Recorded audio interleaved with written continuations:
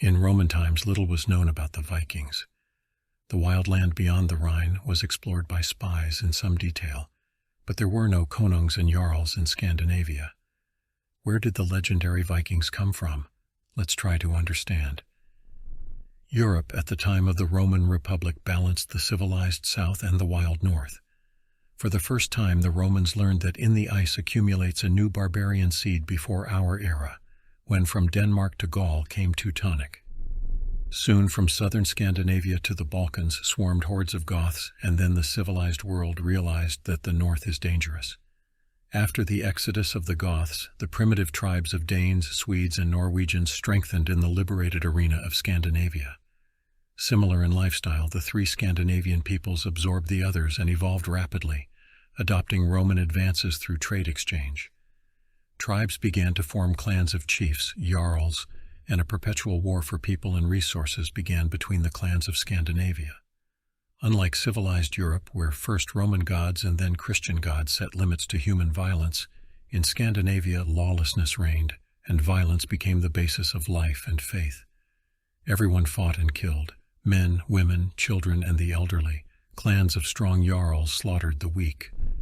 In this devastating meat grinder in the ice and fjords, the Scandinavians developed an unprecedented level of the art of war. The transition from tribal anarchy to the counties and kingdoms of Scandinavia was the fault of the new civilizations. They themselves strengthened the barbarians with new technology of power, and the Franks were to blame. Charlemagne has created the strongest empire Carolingian on ruins of Rome in the 8th century, and has closely approached borders of Denmark. The Franks showed the fighting Danes a new form of absolute power, royalty, and within a couple of years, Denmark had its first king and the first kingdom of the Danes. This technology went further across Scandinavia, uniting the disparate tribes of Norwegians, Danes, and Swedes into strong counties. And one fine day, when they were finally done killing and evolving, someone got the idea to spew the experience of violence outward, and so began the Viking Age.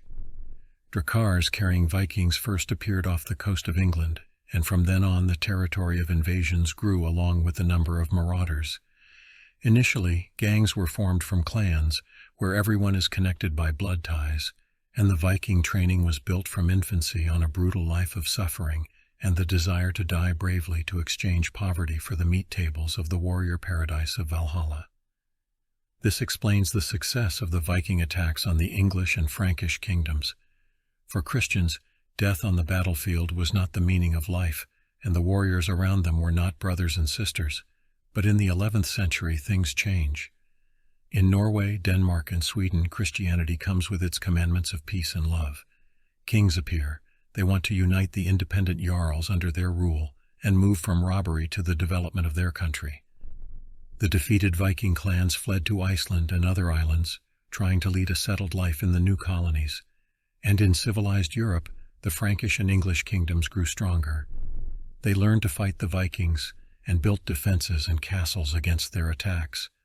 Vikings without counties and colonies united into the order of pirates and robbers. They followed a specially prescribed fighting code, which brought the Viking order closer to the orders of knights.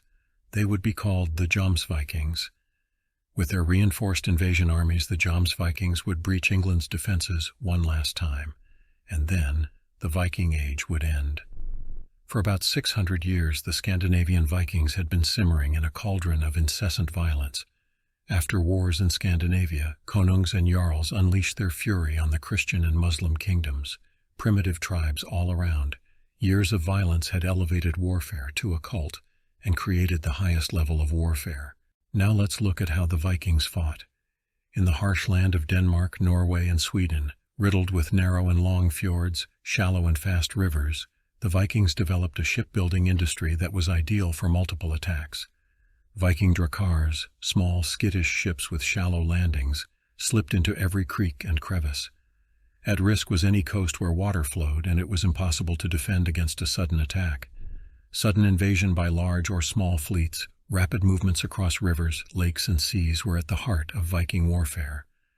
And to shorten the time of approach and maintain surprise, the Vikings set up naval bases on islands and remote coastlines near their targets. Thus arose colonies on the Faroe Islands, Shetland Islands around England, bases on the Baltic Islands, Sicily, and others. Unbound by the morals of Islam and Christianity, the Scandinavian troops wrought atrocious destruction disproportionate to their small numbers. Cities and monasteries were taken by surprise, the Vikings burst through open gates, and the peasants of villages had no time to flee into the forest.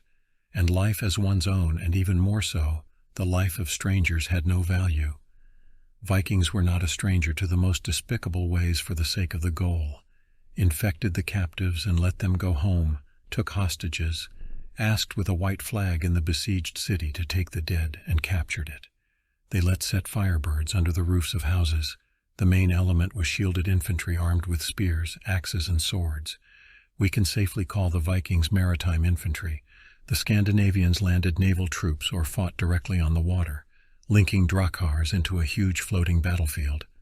Archers and dart throwers were formed from hunters. Quite a few were women. There was no cavalry in naval flotillas, and Scandinavian life did not involve horse herds.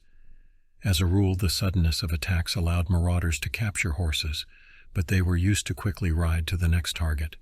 The skill of infantry combat was passed down from childhood, and Viking bands were formed from families that were part of territorial clans, and clans in the county of the jarl. They attacked on their own, or united under a war chief Hevding, or under a konung, attacked with a combined gang army. There were also landless rulers, the so-called sea kings, whose fleets were sold for hire or hired by the clans themselves. Suddenness allowed the Vikings not to think about battle tactics, attack and win, but in the standard battle of armies, there were two formations of defense and attack. A defensive wall of shields, with the Scandinavians momentarily overlapping each other with their large round shields, allowed them to meet a foot and horse attack or an avalanche of arrows. In front were the kopjaks, who formed a palisade of spears, and the depth of the wall of shields could reach 100 rows. Pig, a formation for attacking the battlefield in the form of a blunt pyramid. Formations changed each other depending on the situation, and it was enough for the early Middle Ages, when the former barbarians and now Christian kings have not yet developed a complex military and armament. It should also be understood that the professionalism of each warrior reduced the requirements for command. There were no special orders except for initial formations. Individual bravery and ingenuity allowed the Viking to decide for himself how to fight and die. And a little bit about the famous drakkar fleet. Viking drakkars were terrifying to see, but it was good luck to see them before they attacked. Sailing into all bays, creeks, and rivers, the Vikings attacked instantly, and leaving mountains of bodies, quickly disappeared, loaded to the brim with looted goods. When the coastal targets in Europe were looted, the Vikings sailed their ships around the world. They turned east through Portugal and traveled across the Mediterranean to Crete and Syria. Another group went west and reached Greenland and Canada. The Vikings loved their ships so much that they died in them. The nobles were buried in their drakkars. Of course, it is wrong to think that the Vikings had ships of only one type, drakkars. The multifarious fleet of Scandinavian robbers was formed for different purposes and differed in the number of oars, size, and carrying capacity. A river ship similar to a boat had 6 oars and was called sexaringer. Inland water vessels with 30 oars were called karvi. Peaceful merchant ships were called kanar. Then came the coastal strike ships called skei, and finally giant strike ships, drakkars, 22 meters long, named so for the dragon's nose. Interestingly, before the sea attacks of Europe, the Vikings did not use sail. The early Scandinavians were familiar with both the Roman sail and the Christian sail, but did not use it.